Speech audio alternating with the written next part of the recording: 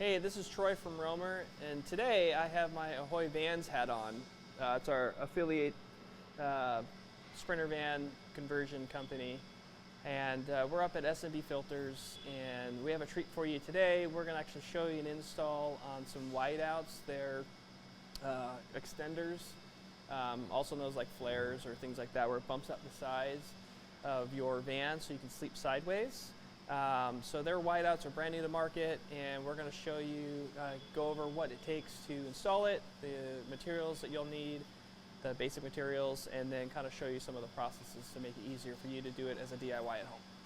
All right, one of the cool things about these Wideouts that are a little different than anything else in the market that I don't think there's any other companies that are doing aluminum. They're doing aluminum, and it's to me, it's a superior material to build with. You're going to get less, I think, manipulation, really strong, and formed right to your van. You can actually get them in two different versions. You can get them with the window, and there's one without the window, and they come as a one-piece deal here. And you'll need to get them painted locally. They don't offer a painted version at this time. And they can supply you with the windows, and then with screws and the trim ring on the inside, so it kind of comes as a package deal. We like to use the Sika Flex. You can get this from Van Windows Direct or somewhere like that. Normally takes 3 to 4 tubes. It's a great glue, and that's really, you glue these on. Some blue tape, some ear protection, some eye protection.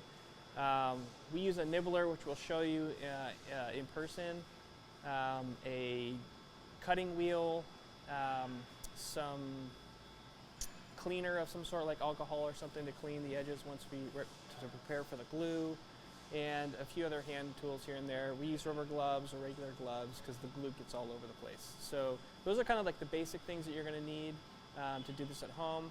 I know it's cutting a huge hole in your van, but trust me, hopefully once you watch this, you'll feel maybe empowered that you can do it too. All right, so the first thing you need to do on the inside, we're going to actually see that there's a really nice line all around the inside that you're just going to cut out around, and the rest gets hidden. So you just want to make sure you're real close, somewhat close to the lines. First things we're going to do is take these supports out. So we're going to drill about, I don't know, 1/2 inch holes. We're going to drill a couple in some spots for where our nibbler is going to go around and meet up, and then we're going to use our cutting wheel to actually cut these supports out, and then we'll show you the process of nibbling out. You can use a jigsaw, you can use a sawzall. We prefer a nibbler. It's way cleaner, way faster, and it's just way less labor, and it's just the best way that we've been able to do it so far.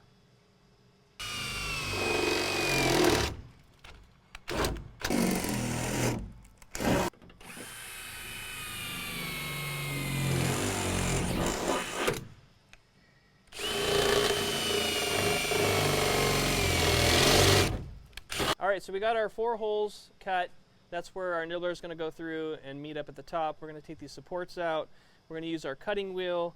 We're just going to cut straight lines. We just made straight lines here and just cut straight across and remove these.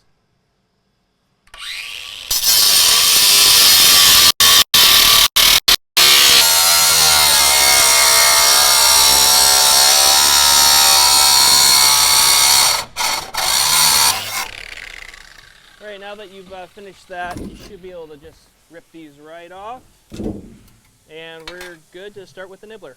All right, so this is called a Knibbler. You can get it on Amazon. It's really cool. It just goes on a drill, and it just goes back and forth, and it nibbles out the steel. So we're going to start here. I recommend starting the bottom, go all the way around, and end at one of these 2 holes at the top, and just have somebody there to hold it so it doesn't flop out that way. It flops out from the bottom, and it doesn't like fold over and scratch your van.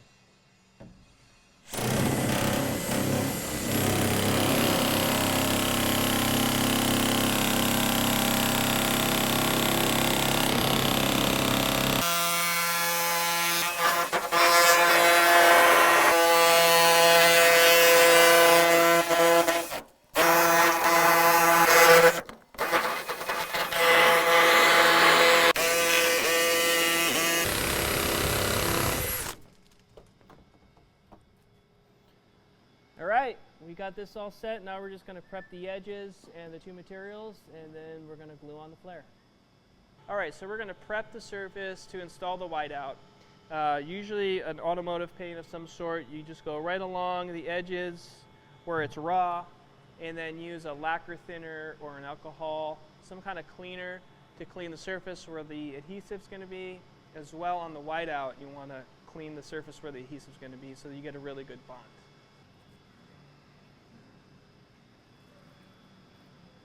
All right, we're going to put the glue on the whiteout. The key is to, if you can actually zoom on this, you can see it's like a big V that I cut out. And the reason for that is you can see here already, I got my bead started. It's a really tall bead. And you want that so when you're squishing it on, it actually you can actually press it in and get a really nice seal so there's no leaking.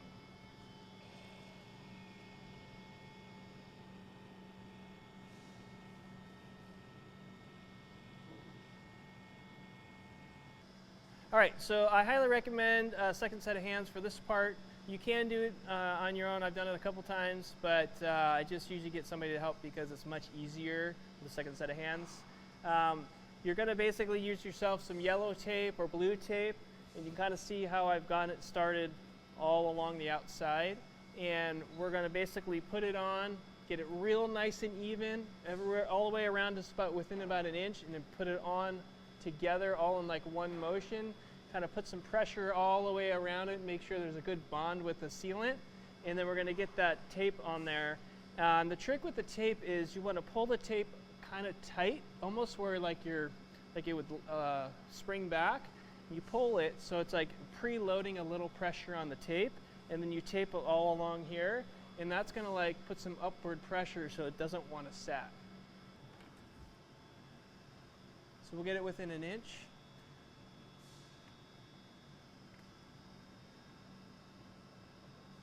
Okay, I'm pretty good here. Go ahead and yep, start putting it on.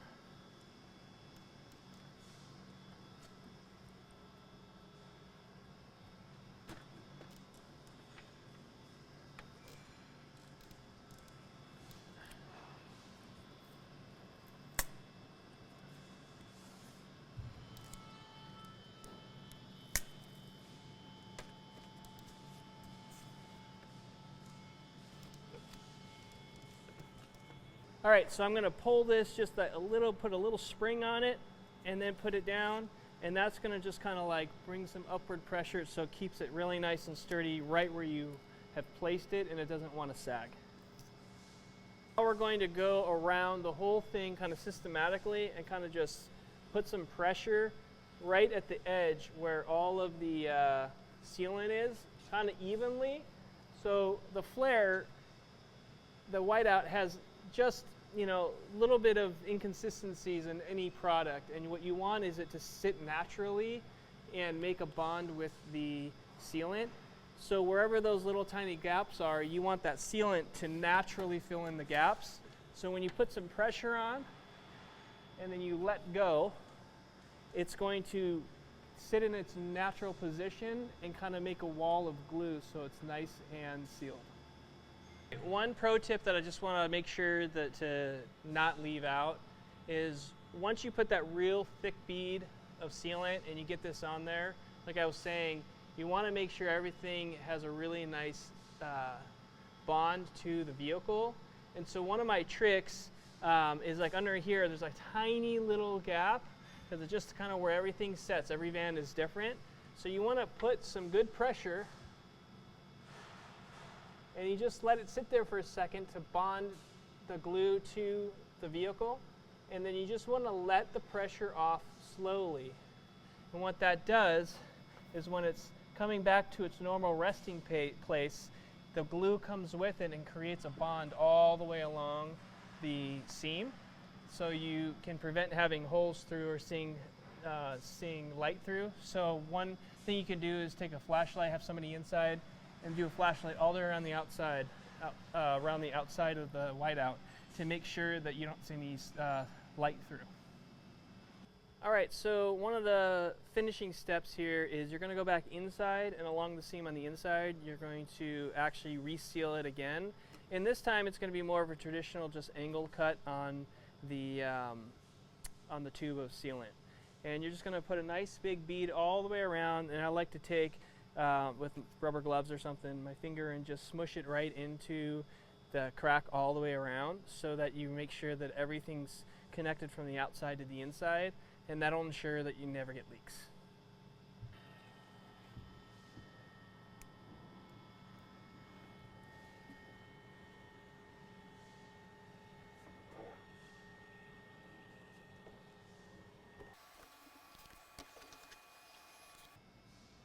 Alright, so I put the extra sealant on the inside, and basically I'm just putting a little pressure all the way down, not too much, you don't want it to squish out the bottom side, just putting a little pressure, and that's squishing the glue back down so it connects to itself if there was any spots that weren't perfectly sealed. This is going to ensure that you get 0 leaks in the future. Alright, so once you've done your second round of sealant on the inside of the whiteout, you should be pretty much good to go. I like to have somebody stand on the outside with a little flashlight and go all the way around the outside of the whiteout, and I stand on the inside to see if I see any light come through.